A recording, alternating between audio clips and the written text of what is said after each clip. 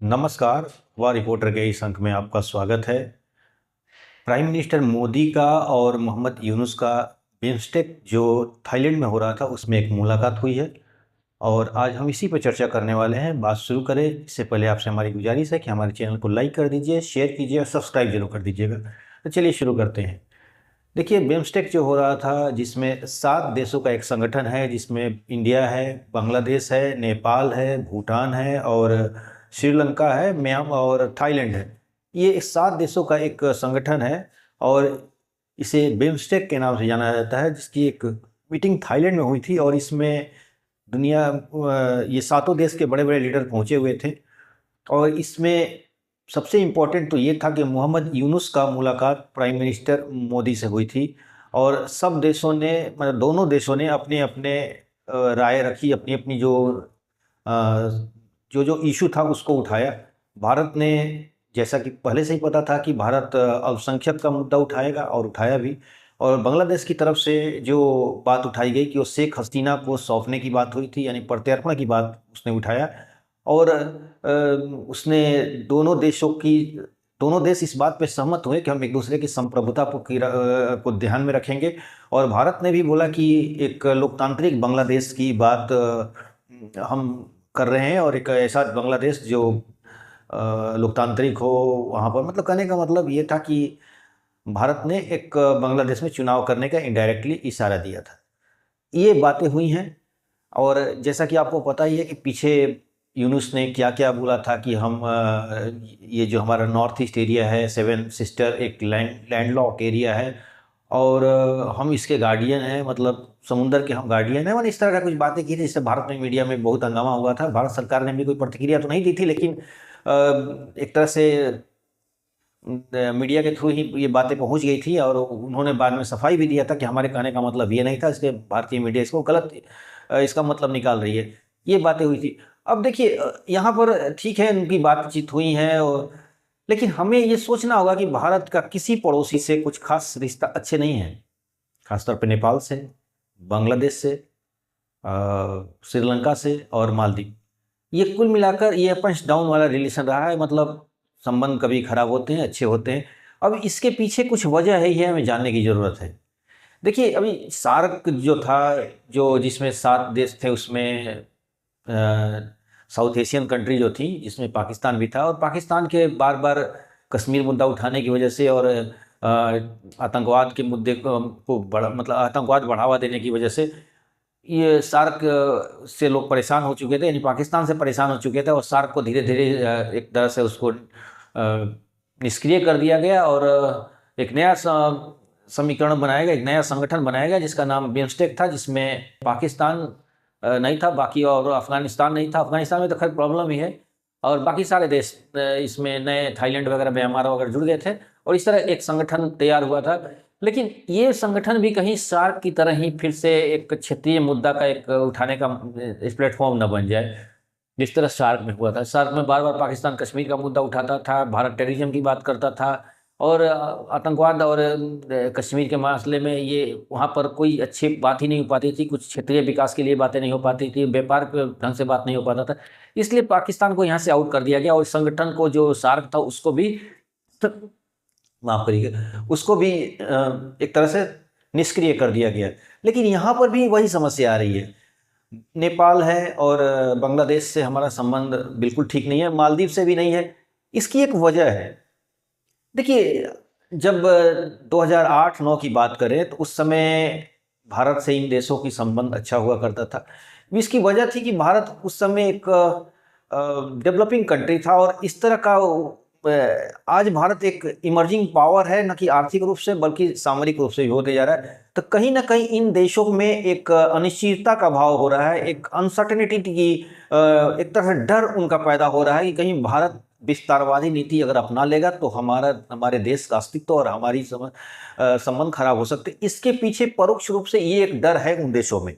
और भारत को ये विश्वास दिलाना हो, हम कोई बड़े भाई या छोटे भाई की भूमिका में नहीं है, हम एक पार्टनर्स के रूप में काम करेंगे और हम एक दूसरे के सहयोगी हैं, हम एक दूसरे को पड़ोसी हैं। ये एक सच्चाई है और इसी सच्चाई को उनको विश्वास दिलाने की ज़रूरत है। देखिए, मालदीव का जो समस्या थी, मालदीव की भी समस्या हमें सोचना चाहिए कि मालदीव एक लंबे समय तक डिक्टेटरशिप में था। बाद में 2009 में वहाँ चुनाव हुआ, तो और बाद में उन्हें आतंकवाद का भी डर था, तो इसलिए वहाँ से भारत से कुछ मिलिट्री सपोर्ट मांगे थे लोगों ने, और यही मिलिट्री सपोर्ट एक तरह से उनके राजनीति का मुद्दा भी बन गया कि भारत हमारे जमीन पर अपनी सेनाओं को क्यों रखा है। हालांकि सेना को ज़्यादा नहीं है, 2 हेलीकॉप्टर गिफ्ट दिया था भारत ने, तो उसको बाद में दूसरी सरकार आई तो बोली कि इसको वापस ले। मैंने अप एंड डाउन रिलेशन में रही। लेकिन ये बातें भारत को विश्वास दिलाना होगा इन देशों को कि हम आपके संप्रभुता की सम्मान करते हैं। भारत को यही बताना होगा कि हमारे आर्थिक हित और आपके आर्थिक हित एक समझौते के तहत एक है, और हम आपके संप्रभुता का सम्मान करेंगे, हम आपके आर्थिक हितों को चोट नहीं पहुंचाएंगे, हम बड़े भाई और छोटे भाई की भूमिका में नहीं रहेंगे, हम एक सहयोगी और एक पूर्ण सहयोगी के रूप में रहेंगे, और हमें आप और हम हमारे में कोई बड़ा छोटा की बात नहीं रहेगी, हम एक दूसरे को बराबरी में स्थान देंगे। ये बात अपने पड़ोसियों को, भारत को समझाना होगा। ये बातें हो सकता है कि विदेश मंत्रालय के लोग ये बातें करते भी होंगे, लेकिन ये बात तय है कि इन देशों में, जो छोटे छोटे पड़ोसी देशों में है, भारत की उभरती ताकत और एक आर्थिक जैसे जैसे शक्तियां बढ़ रही हैं, ये लोग अपने संप्रभुता को लेकर संकट में हैं और अपने आप को एक असुरक्षित महसूस कर रहे हैं। इसका फायदा चीन उठा रहा है, इसका फायदा अन्य देश आगे उठा रहे हैं और उठाएंगे भी। इसलिए भारत को अब ये बात समझानी होगी, चाहे वो बांग्लादेश की हो या बांग्लादेश की मैटर को ले लीजिए। बांग्लादेश में शेख हसीना यहाँ पर आ गई। अब वहाँ की जो सरकारें हैं वो पॉलिटिकल रूप से एक मैसेज देने में अपनी जनता को कामयाब हो गई हैं कि भारत हमारी संप्रभुता को एक इंटरफेयर कर रहा है, और शेख हसीना के माध्यम से भारत एक तरह से हमारे आंतरिक मामलों में हस्तक्षेप कर रहा था। ये बातें अब यूनुस जो यूनुस आई हैं अपने जनता को बता रही हैं, और यही चीज़ भारत को इस कमजोरी का कोई काट निकालना होगा। दूसरी बात नेपाल की करें तो नेपाल में पहले राजशाही थी और भारत के बहुत नज़दीक थी। ये तय था कि भारत के जो जितनी राजशाहियाँ नेपाल में रही हैं वो भारत की बहुत नज़दीक रही हैं, और यही बात वहाँ की वामपंथी सरकारें और जितनी राजनीतिक पार्टियाँ हैं वो सब अपने जनता को समझाने में कामयाब रही कि भारत, ये जो राज परिवार है वो भारत के नज़दीक है, और कहीं ना कहीं हमारी संप्रभुता के लिए राज परिवार खतरनाक है। फिर बाद में वो लोग इसे एक जन आंदोलन बनाने में कामयाब रहे, और कुल मिलाकर वो राजशाही को ख़त्म किए। लेकिन अभी फिर से राजशाही की बात उठ रही है। इसके पीछे वहाँ की सरकारों की नाकामियाँ हैं, और महंगाई बढ़ती हुई है, बेरोजगारी बढ़ रही है। इसके लिए भी मतलब ये अलग मैटर है कि अभी भी वहाँ पर आंदोलन हो रहे हैं, लेकिन ये बातें एक तय थी कि उन सरकारों के पास ऐसा मौका कैसे मिल जा रहा है कि वो भारत के खिलाफ अपनी जनता को भड़काने में कामयाब हो जा रही हैं। पॉलिटिकल पार्टियां वोट लेने के लिए कुछ ना कुछ अपना जुगाड़ तो लगाएंगी, लेकिन इस ऐसा मौका तब आ रहा है कहीं ना कहीं भारत अपने आप को वहाँ प्रूफ करने में, वहाँ के लोगों के बीच में अपनी एक स्थान बनाने में नाकामयाब हो रहा है। जब हमें पीपुल टू पीपुल कनेक्टिविटी बढ़ानी होगी, हमें पॉलिटिकली लीडरशिप से कोई तो व्यवहार रखना ही होगा अच्छा, लेकिन हमें पीपुल टू पीपुल भी कनेक्टिविटी होनी है, हमें कल्चरल एक्टिविटी एक दूसरे को जोड़ना होगा। ये चीज़ें अगर नहीं होगा तो कहीं ना कहीं भारत और जो पड़ोसी देश है उनके बीच में जो संबंध है वो ठीक नहीं होगी। देखिए, आज मैं उदाहरण के रूप में दे सकता हूँ कि अफगानिस्तान में पीपुल टू पीपुल कनेक्टिविटी बहुत मजबूत थी भारत की, और आज से नहीं थी। एक लंबे समय से अफगानी लोगों से भारत से बहुत अच्छा लगाव है, और एक दूसरे को लोग में दिली अटैचमेंट है।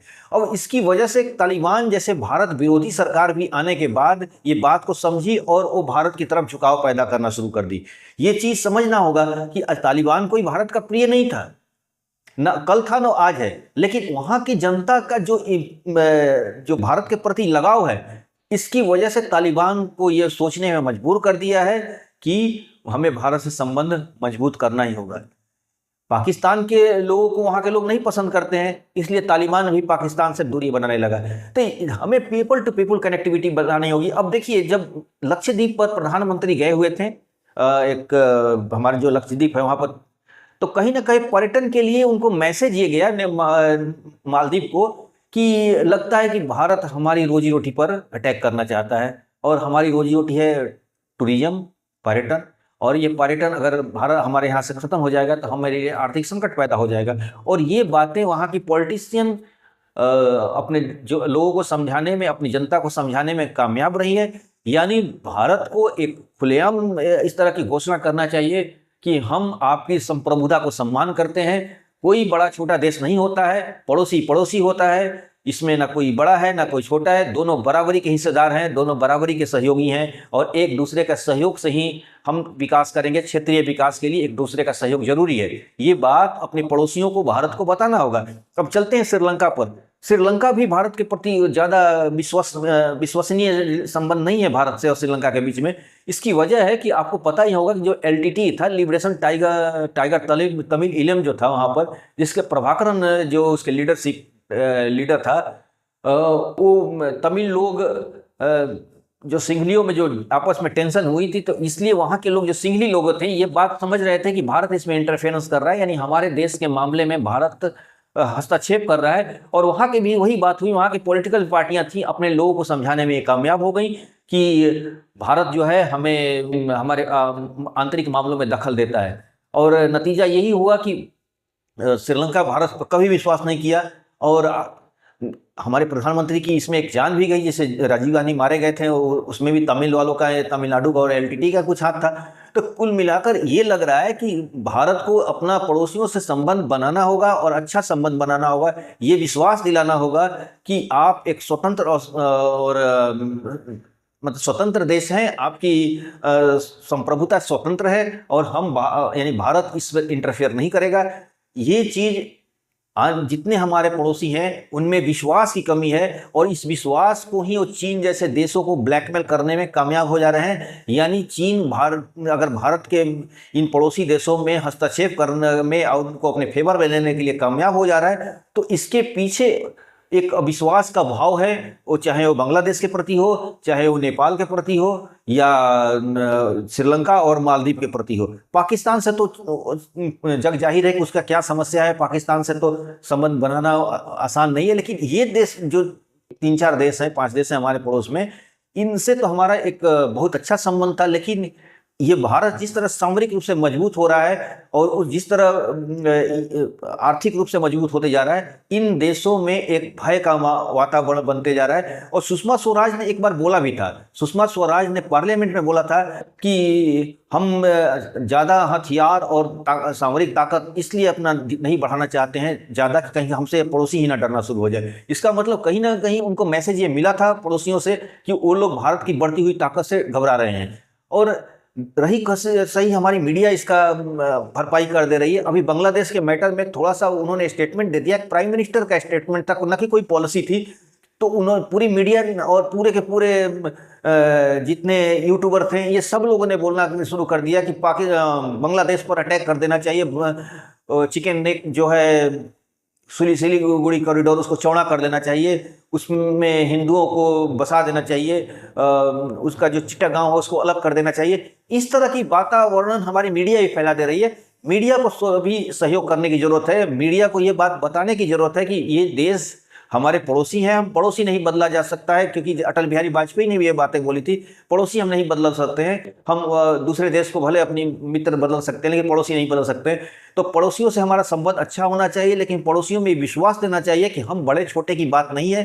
भारत बड़ा भाई नहीं है, आप छोटे भाई नहीं है, दोनों एक दूसरे के पार्टनर हैं, दोनों एक दूसरे के सहयोगी हैं। यानी जितने हैं पड़ोसी हैं हमारे सहयोगी हैं और हमें एक इन देशों से विश्वास बना के आगे चलना होगा। और ये कोशिश करनी होगी कि बिम्स्टेक भी कहीं सार्क की तरह निष्क्रिय करने का नौबत ना आ जाए। तो आज के अंक में बस इतना ही। नए के साथ फिर आपसे मुलाकात होगी। आपसे हमारी गुजारिश है कि आप हमारे चैनल को लाइक कीजिए, शेयर कीजिए, सब्सक्राइब कीजिए। धन्यवाद।